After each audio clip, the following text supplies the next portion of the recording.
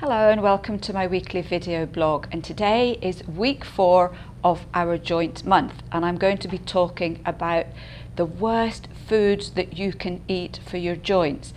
Unfortunately, it always tends to be ones that we favour, but these foods can very often trigger inflammation and make our joint pain worse. Now, for those of you that have been with us for a long time, you know how fond I am of making diaries. So if you tend to get joint flare-ups regularly, then doing a little diary is an extremely good idea. It's about being honest with what foods you eat on a regular basis, and then you make a note of when you get the flare-up or if your joints are particularly bad. And very often you will find a culprit that seems to show up every now and again. So today I'm going to tell you about 7 groups of foods that are best avoided if you want to try and help to support your joints. The first one is dairy. Now, I know this sounds a bit strange because we've all been told that dairy is wonderful for calcium and calcium is great for our bones. The problem with dairy today is that it can cause inflammation, and a lot of us, by the time we get to menopausal age, cannot digest and break down dairy foods particularly well.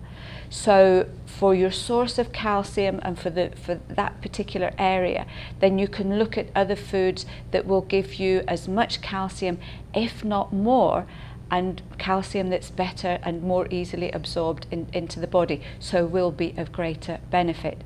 So with dairy, if you don't want to cut it out altogether, then at least try and cut the amount that you are taking on a daily basis.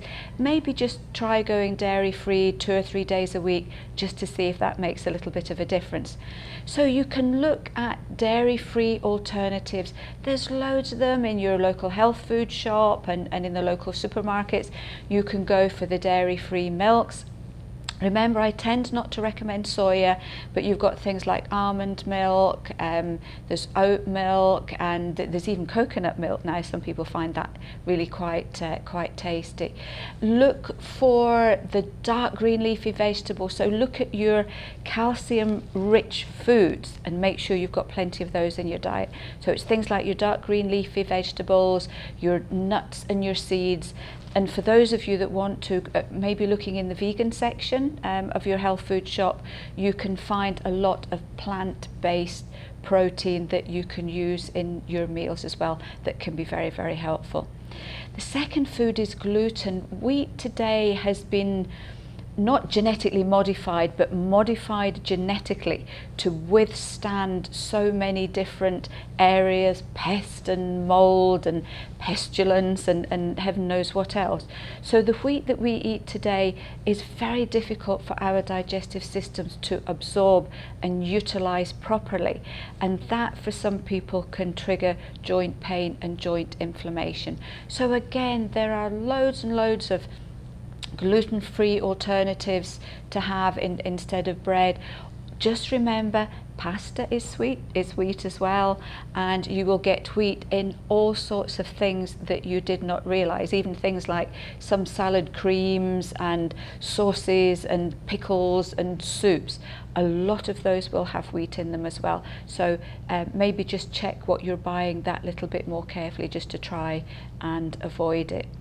Red meats can be particularly bad, and this is a strange one because a lot of the beef that's reared today they are fed grains during the winter, and this tends to make especially the fat very high in omega-6. So if you're eating a lot of red meat, then it's possible that you're getting too much of the omega-6 oils, and these can be inflammatory. So if you are one of these people who says, I'm not going to give up my meat, then look for outside reared beef and other animals, because they tend to eat plenty of the grass and good pastures, and their sort of meat and fat will be more omega-3, which is going to be far more beneficial for you. You can look at oily fish, maybe cut down on red meat during the week and have oily fish that little bit more often, because those oils will help to grease the joints and keep you far more supple. Refined carbohydrates, so that would be things like your white rice, obviously white pasta, white bread, and again we're going into the gluten. So look at whole wheat or whole grain products. So look at brown rice. This is a great one. It's very good for your digestion if you start to get a bit bloating. Obviously try and go organic if you can, and look for things like your pulses, your lentils and your beans, because they can be very good for you too. Quinoa as well, or quinoa, however you want to pronounce it. This is practically a whole protein, so as well as being a grain, it's going to give you a lovely portion of protein every time you eat it too. You can avoid the deadly nightshade family. Now, I bet there's a lot of you out there didn't realise that we eat parts of the deadly nightshade family on a regular basis. These are foods, they're the tomatoes, potatoes, aubergines and the bell peppers. For some people, these can be a real inflammatory food. So maybe, again, a good way is to try and avoid them for a couple of weeks, see if you feel better not having them. And the problem is that, you know, especially the tomatoes and the peppers and the aubergines, we see these as healthy foods, and we don't realise that some foods that are healthy for us as an individual can be the wrong type of food for whatever symptoms that we're experiencing. So these foods, if you can't do without them, then just try and limit them for a little while, again, to see if that makes a difference. We've got processed and fried foods. These contain or provide really damaging chemicals that can cause problems with the joints. So obviously these are best avoided in their entirety. And I know we're all really busy and sometimes it's difficult to cook food from scratch, but when we go through the menopause, fresh foods are just so much better for our general health and all of our symptoms. Number 7, we're looking at sugar, and this can be a real irritant for the joints. So you're looking not only for the joints, but too much sugar will trigger flushes and palpitations and headaches and mood swings and anxiety. So it really is best avoided as much as possible. If you need to have some kind of sweetening in your life, you can look at things like stevia, which is normally regarded as a good sort of balancing one.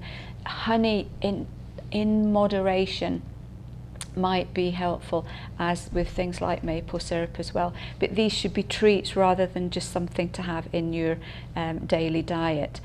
And the important thing here is that sugar comes under lots of different guises in foods and things that you buy.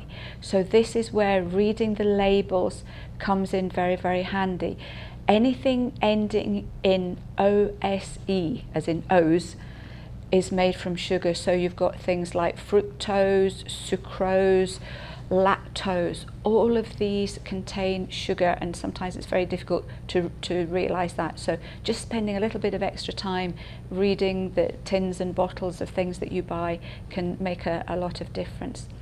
So as you can see, there's a number of foods that are best avoided if you can. Remember to do the diary. And if any of you have tried cutting out these foods and you find that it has made a difference, please let us know. We love to hear the positive stories that come out of all this. So until then, I will see you next week for another edition of A.Vogel Talks Menopause.